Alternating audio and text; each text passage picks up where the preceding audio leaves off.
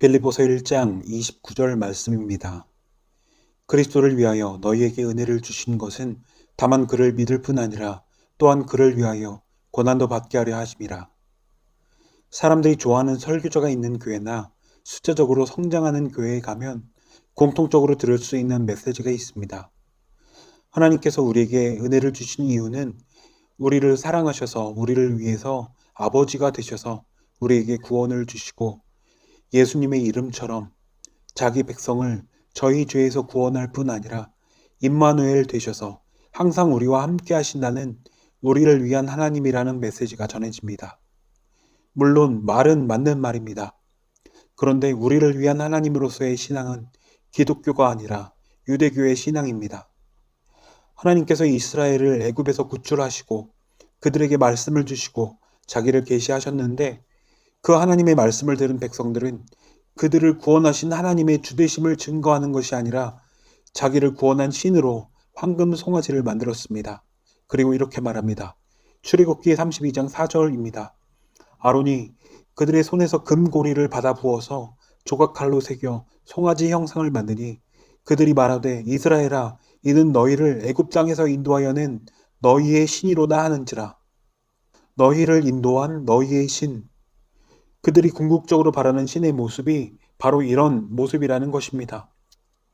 예수님께서 이 땅에 오셔서 너희 아비는 마귀라고 했던 자들 또한 이 모든 성경과 하나님의 역사를 자기를 위한 것으로 보면서 신앙생활을 했었다는 사실을 성경을 통해 알 수 있습니다. 그리고 이것은 지금 이 시대에도 모든 인간에게 똑같이 적용됩니다. 교회를 다니고 예수님을 주님으로 믿고 따른다는 이들도 나를 위한 신 개념에서 떠나지 못하고 있는 것입니다.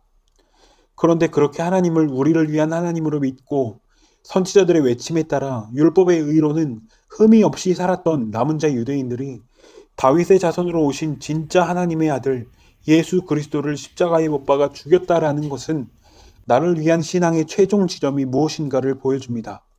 동시에 혈통적 이스라엘은 이제는 없다라는 것을 보여줍니다.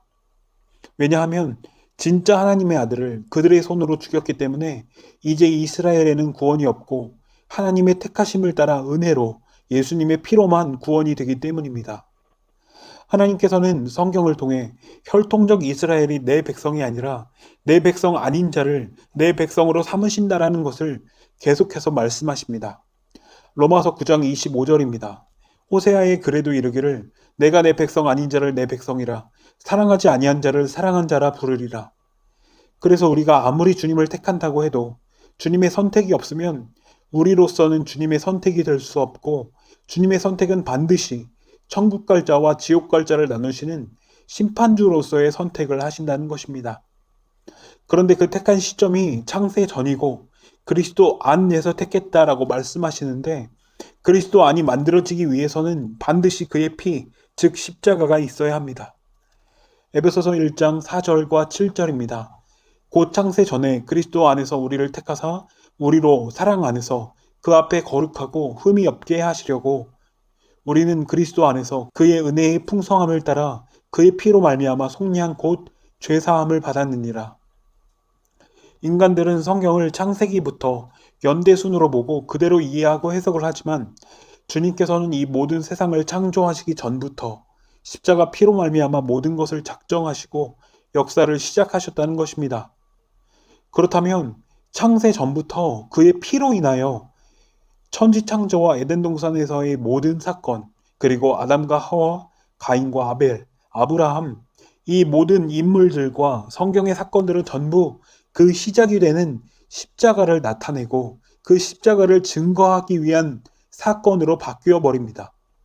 즉 하나님께서 모든 것을 작정하시고 모든 것들을 자기 뜻대로 이끌어 가시는데 그 모든 역사의 시작이 되는 피를 증거하시기 위하여 모든 성경의 사건을 일으키셨다는 것입니다. 선악과도 그렇고 가인의 살인도 마찬가지입니다.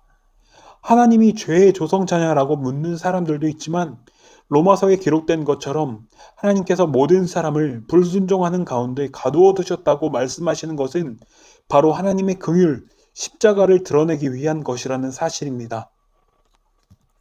역사와 우주 만물이 십자가를 증거하기 위한 창조이기에 끊임없이 반복되는 인간의 죄악과 계속해서 하나님처럼 되고자 하는 인간의 악마성과 날마다 예수 그리스도를 십자가에 못 박는 자로서의 역사 속 모든 인간의 행위는 예수 그리스도의 십자가를 설명하는 재료가 된다는 것입니다. 또 반대로 말하면 인간에게서 나올 수 있는 모든 것은 오직 예수 그리스도를 살해하는 것밖에 생산하지 못한다는 뜻이기도 합니다. 그런데 사람은 이런 복음을 들으면 나는 그것을 믿습니다라고 하면서 그것을 믿는 나는 이제 의롭게 되었지요라고 하며 어떻게든 빠져나가려고 합니다. 그런데 아무리 그 복음을 알아도 인간은 자기의 행위대로 심판을 받습니다. 왜냐하면 불순종 아래 가두어져 있지만 그 불순종하는 것 또한 하나님의 명령에 대한 심판이 있고 말씀은 반드시 그 말씀대로 되어지기 때문입니다. 그렇기 때문에 지옥에 가는 자도 사람의 그 행위대로 심판을 받고 천국에 가는 자들도 결국 하나님의 심판 속에서 구원을 받아 천국에 가게 되는 것입니다. 그렇다면 그리스도의 영이신 성령은 누가 받을까요? 사람들은 내가 성령을 구하면 받을 수 있다고 생각하지만 사람이 받고 싶어서 받게 된다면 그 성령은 받은 사람의 소유가 됩니다. 그리고 성령님을 자기 마음대로 다루려고 합니다. 그런데 주님께서 구하라고 하신 성령이 사람에게 임하시면 십자가 외에는 자랑할 것이 없는 자가 됩니다. 그런데 성령을 받았다고 하는 사람들은 성령을 자기 마음대로 그 능력을 자기를 위해 쓸 수 있는 것으로 생각합니다. 그리고 성령을 받으면 우리는 하나님의 뜻을 다 알 수 있다고 생각합니다. 어떤 사람은 사람이 죽으면 완전한 의를 이룰 수 있다라고 말하기도 합니다. 그런데 성령께서는 날마다 우리와 동행하시면서 성도들을 책망하시고 우리 자신을 미워하도록 하시고 우리가 날마다 고난을 받고 죽도록 하십니다. 성도가 왜 고난을 받아야 할까요? 왜 날마다 죽어야 할까요?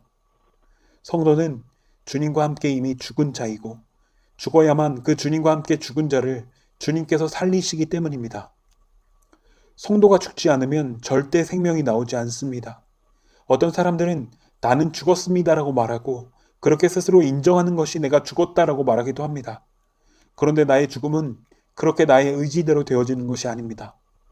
주님께서 성령을 보내주셔서 그 인생을 죽음 가운데 몰아붙이셔서 그 죽음 속에서 십자가 외에는 자랑할 것이 없는 자로 만드신다는 것입니다. 복음과 은혜는 우리를 구원하시고 우리의 영원한 행복을 위해 주신 것이 아니라는 것입니다. 오늘 말씀처럼 그리스도를 위하여 우리에게 은혜를 주신 것입니다.